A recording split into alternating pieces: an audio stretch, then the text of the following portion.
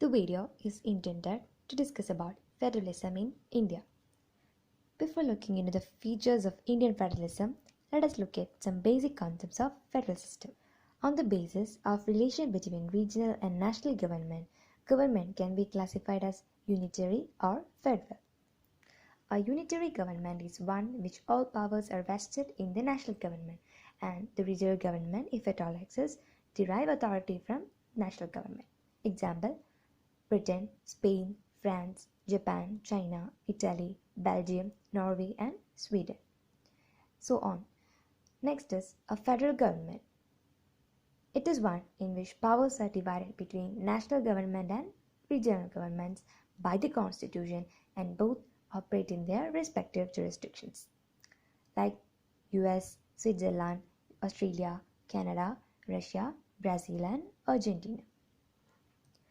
Here is a comparison between federal government and unitary government.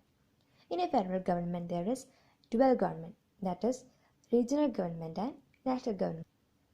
There is division of powers between the national and regional government, and supremacy of constitution, a rigid constitution, independent judiciary, bicameral legislature. In a unitary government, there is single government and there is no division of powers, and all powers are with the national government. Constitution may be supreme as in Japan or may not be as in Britain. Judiciary may be independent or may not be, and bicameral or unicameral legislature. India is a country of continental dimensions with immense diversities and social problems. Thus, the federalism practiced in India is entirely different from the other systems like US and Germany. US is the first and oldest federation in the world. It was formed in 1787 following the American Revolution. It comprises 50 states. Originally, it had 10 states. It is a model of federation. The Canadian Federation, comprising 10 provinces, is also quite old. It was formed in 1867. Thus, the framers of the Constitution adopted the federal system due to its large size and the socio-cultural diversity. We can say, if there is any one country which needs a federal structure more than others, it is India, with its large area and population and wide varieties of race, religion, language, culture, and ways of life. Thus, a federal system ensures efficient governance of the country and reconciles national unity with regional autonomy.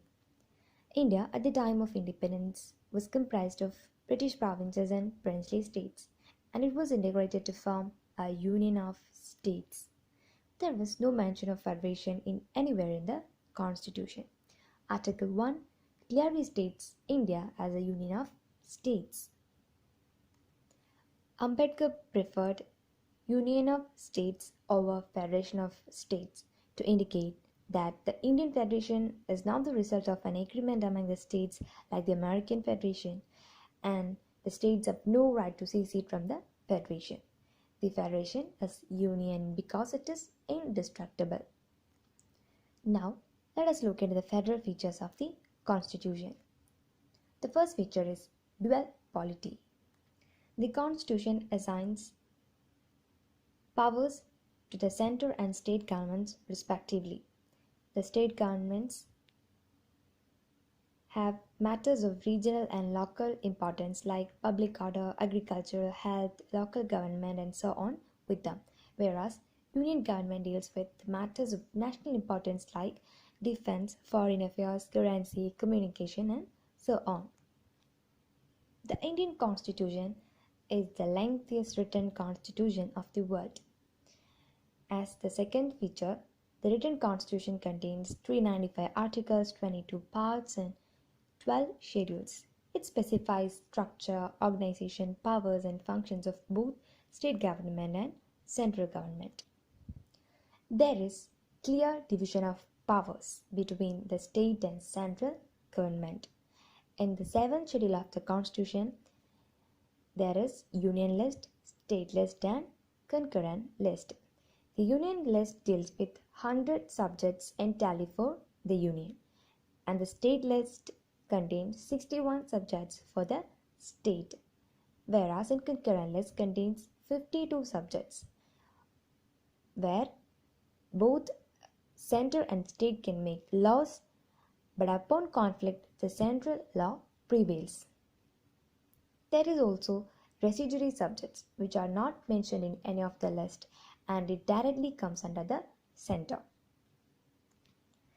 The Constitution of India is the supreme law of land. The laws enacted must conform to its provisions, otherwise it will be declared invalid by Supreme Court through the power of judicial review.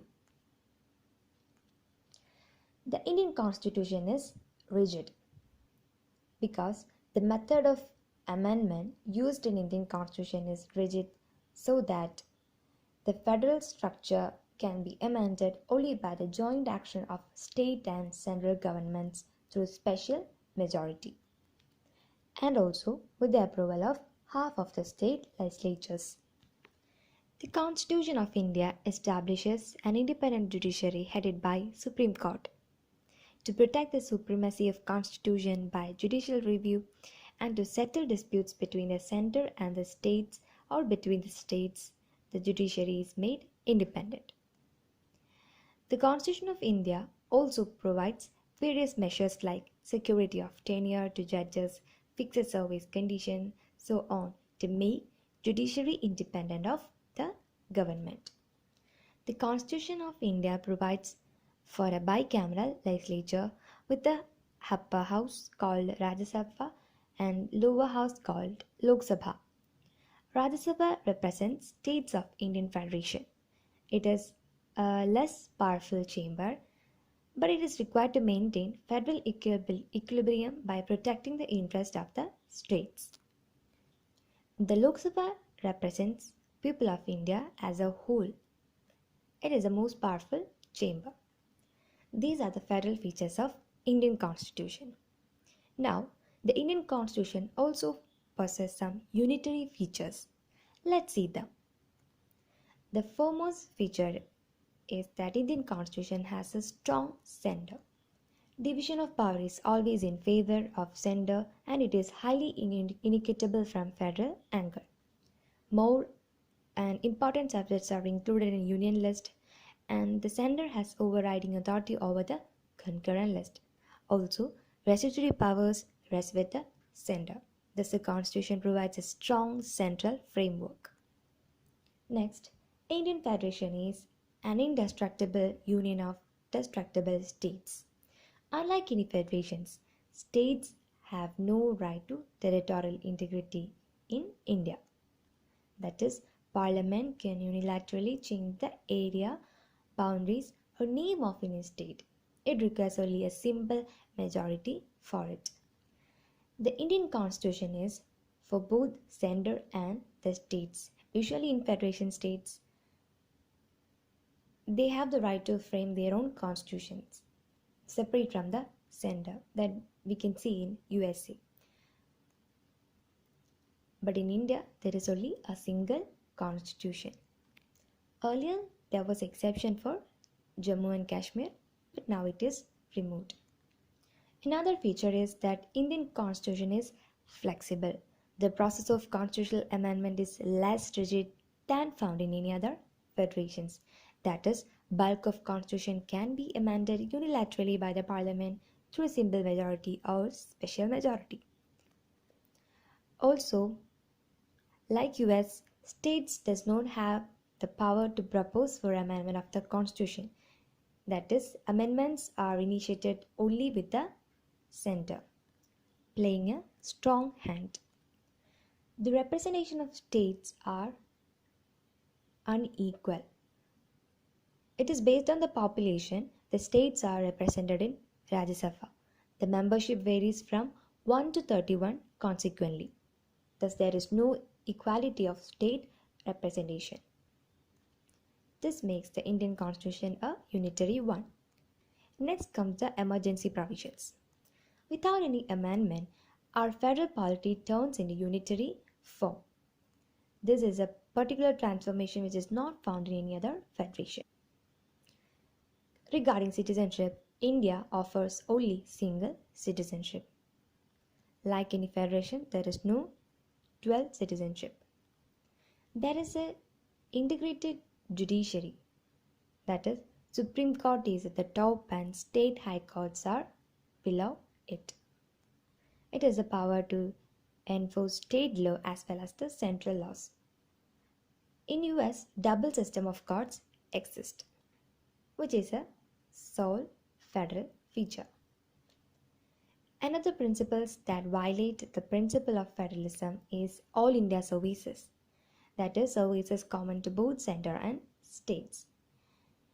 For all India services, members are recruited and trained by center, which possesses ultimate control over them. Another feature is integrated audit machinery. We have seen the Controller and Auditor General of India, which audits account of central government and states government. It restricts financial autonomy of states. Also, appointment and removal of CAG is done by President without consulting states.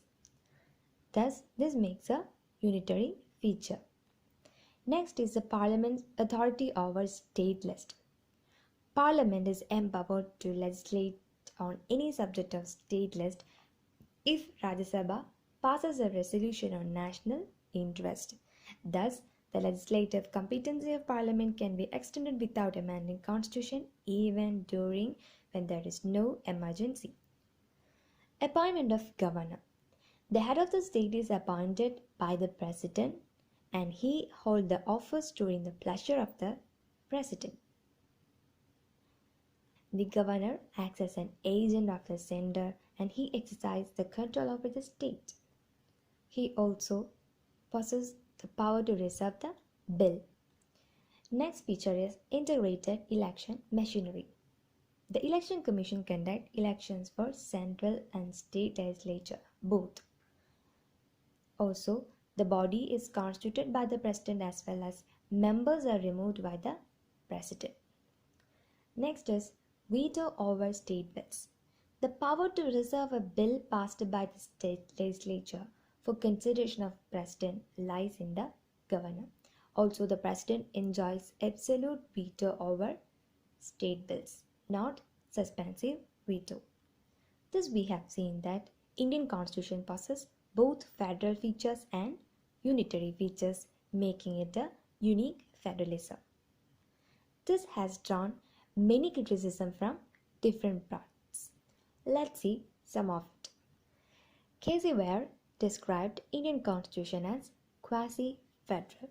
He also remarked that Indian Union is a unitary state with subsidiary federal features rather than a federal state with subsidiary unitary features. Not only him, others also expressed their remarks on Indian Constitution.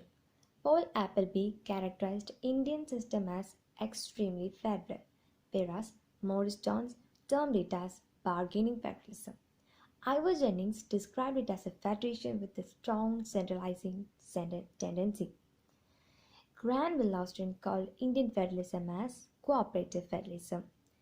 He also described it as a new kind of federation to meet India's peculiar needs.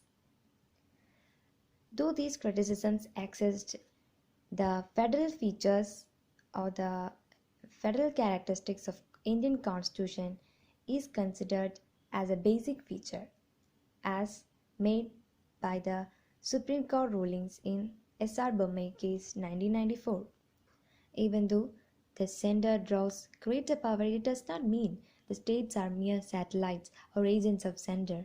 They do have independent constitutional existence.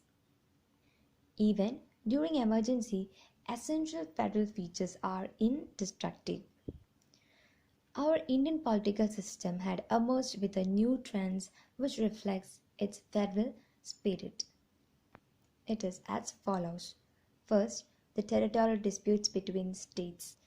For example, the dispute between Maharashtra and Karnataka over Belgaum. Second is river water disputes over states. For example, the Karnataka and Tamil Nadu dispute over Kaveri water. Third, the emergence of regional parties and coming to power. Then we look at the political situations in Andhra Pradesh and Tamil Nadu. We can realize that.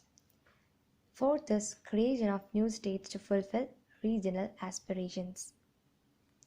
For example, Mizoram, Jharkhand, Telangana, etc. Fifth, demand for more financial grants from Center for Developmental Needs. At times, we can say the granting aid reflects the political disparity with states by the center. Thus, the states demand for more financial grants. The next feature is the assertion of autonomy by states, and they resist any interference from center. And the last feature is Supreme Court's procedural limitations on the use of Article 356. With this, we have come to an end of the topic Federalism in India. If you are new to my channel, please do like, share and subscribe. Stay connected with us. Stay safe, study safe. Thank you. Don't forget to press the bell icon.